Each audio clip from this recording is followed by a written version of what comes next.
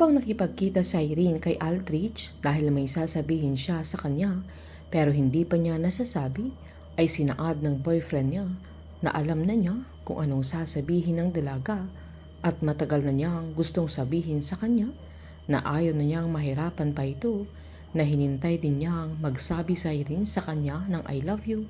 Sabay biniro niya na na-traffic ang dalaga kung bakit hindi niya ito masabi sa kanya.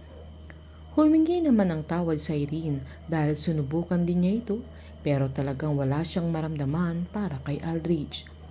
Sinaad naman ng binata na wala silang magagawa kung iba ang laman ng puso ng dalaga, na ayaw din niyang matulad kila Stephen at Caroline, na ayaw niyang ilagay ang dalaga sa ganong klaseng sitwasyon, na hiniling pa niya kay Irene na mula sa sandaling yun ay matuto siyang maniwala sa sarili niya, na nangako naman ang dalaga na susubukan niya.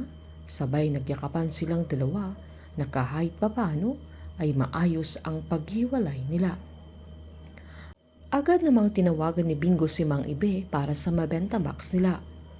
Pagkatapos nilang mag-usap ay agad namang tinawagan ni Mang Ibe ang taong nasa likod ng kasama niya upang ipaalam na kinontak siya ulit ng binata dahil sa business partnership nila. Sabay giniit niyang madali na nilang magagawa ang mga plano nila. Agad pinuntahan ng binata si Mang Ibe sa bahay niya, kaya nasabi ng binata na may bahay pala siya, na agad namang giniit ni Mang Ibe na andoon siya kapag may kailangan siyang gawin sa Manila. Sabay nakiramay siya sa pagkamatay ni Annie, na walang kaalam-alam si Bingo na nasa harap na niya ang pumatay sa nanay niya. Habang nagkakape sila ay natanong ng binata kung walang kasama si Mang Ibe doon, na agad naman niyang sinabi na hindi niya kailangan ng kasama, lalo't kaya niyang i-handle mag-isa yung mga kailangan niyang gawin. Sinaad ni Bingo na bilib siya kay Mang Ibe, sabay tinanong niya kung paano yung mabenta box nila. Agad namang sinabi ni Mang Ibe na napakaganda ng timing ni Bingo sa paglapit niya sa kanya, na agad sinabi ni Bingo na sinong mag-aakala na ando na din si Mang Ibe dahil may inaasikaso din siya, kaya napatawa na lang ang dalawa.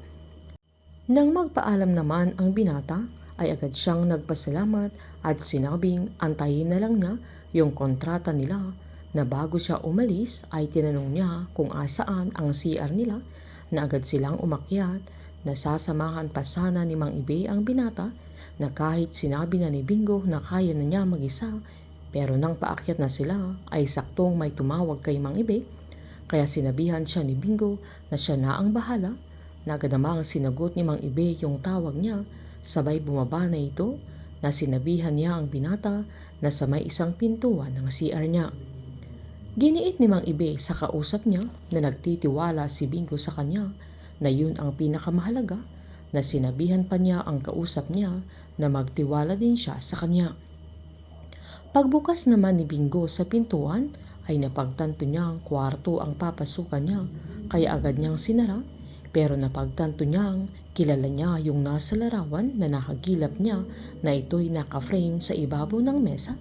Kaya dahan-dahan siyang pumasok at laking gulat niya nang madaming larawan ni Cindy ang doon, na walang kaalam-alam si Bingo na yung na-preserve na ibon na nakalagay sa transparent box sa loob ng kwarto ni Mang Ibe sa tabi ng mesa ay ganun din ang ibon na nasa loob ng kwarto ng asawa ni Aling Cathy, na nakita ni Caroline, at doon pa nahimatay ang dalaga noon, pero hindi man lang nagpanik si Aling Cathy. Inakaya ni Mang Ibe si Aling Cathy, at anong rason kung bakit sila naghihiganti. Painit ng painit ang mga tagpo, sabay-sabay po nating subaybayan ang advance episode at ang nalalapit na pagtatapos ng Can't Buy Me Love dito po sa aking channel. Patuloy lamang pong manood at mag-subscribe para ma-update po kayo sa mga susunod na episode. Marami pong salamat.